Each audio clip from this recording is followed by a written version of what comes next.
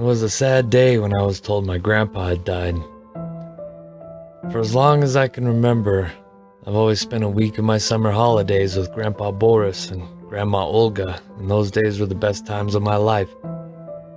My grandpa was a slender and tall man with a thick mustache and always wore odd socks. He had lots of stories to tell while he still lived in Russia. My favorite was how he acquired his prosthetic arm by punching a bear in the snout while Grandma was giving birth to my father in the woods one morning. My grandma was a petite and loving woman who taught me how to cook and bake, mostly down to how I was quite skinny while growing up, and it made her worry for me. "Why, you're slowly becoming the best cook I know, Darren," she joked one day. "Aside from me, of course."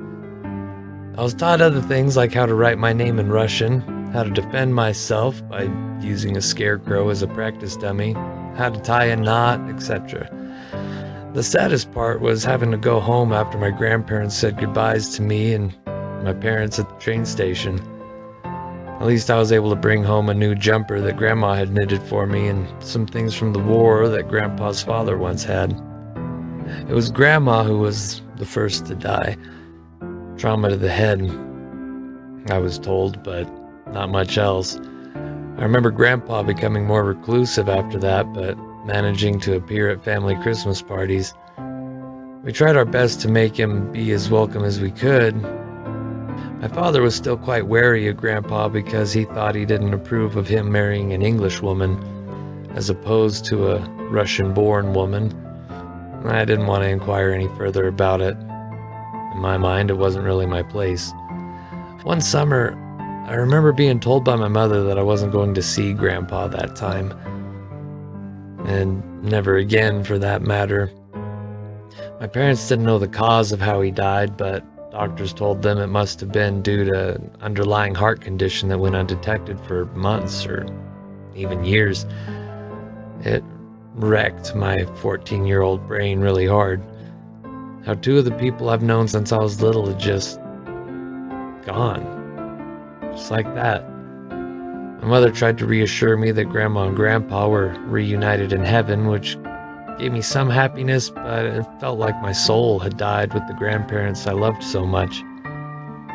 At the funeral's wake, I stuck to the corners and walls like ivy while other relatives offered their condolences to me and made small talk.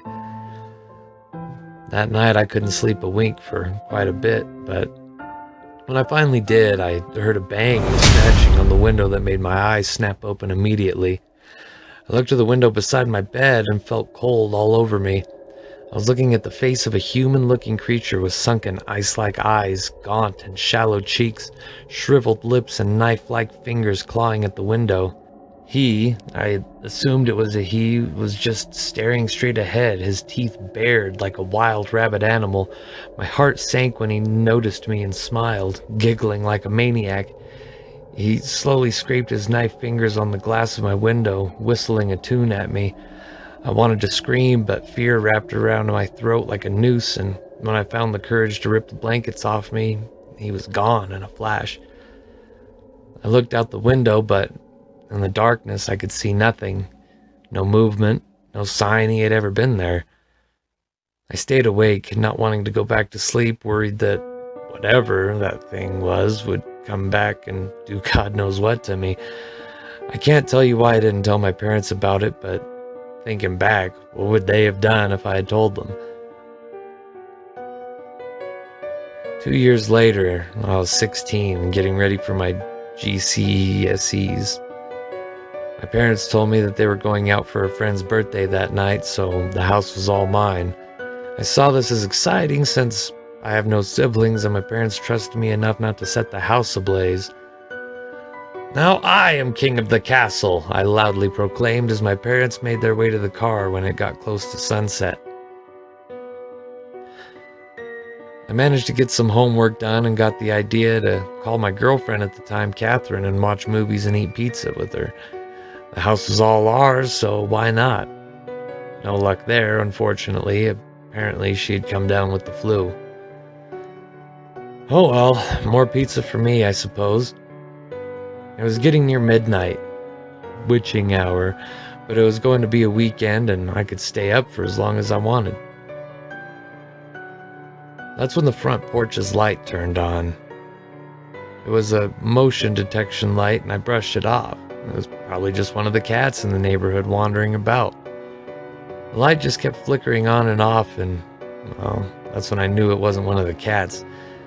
I put down a pizza slice and unlocked the front door to look outside. It was a stupid decision, all things considered, but I felt safe where I was. Nothing was there. I closed and locked the door and returned to where I was. Before I had time to sit back down, I felt my heart stop. There was a man in the room. He had gray, curly hair and a thick mustache.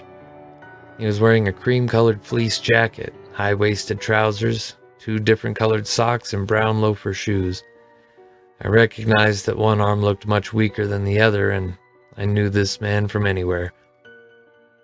"Grandpa?" I asked. "Hi there, Darren," he greeted. "You've gotten bigger since I last saw you. Have you been eating your veggies?" I tried to string a sentence together, but I didn't know what to ask him. I thought you died." I tried to stop myself from saying that, but the words were out of my mouth before I could do anything about it. "I did," he confessed, sighing. "It's a horrible thing to go through, both knowing that you've lost someone and losing yourself." "So why are you here?" I sat down next to him. "I wanted to tell you something, Darren Kolodov," he said, and I've never seen him with such a serious expression on his face. "And I want you to listen. You're now old enough to know the truth." I was confused. What had he come to tell me after 2 years of nothing? He cleared his throat. "I never told you the story of me and your grandma," he began. "When I first met her, I thought she was the most beautiful woman in Russia. No, in the world.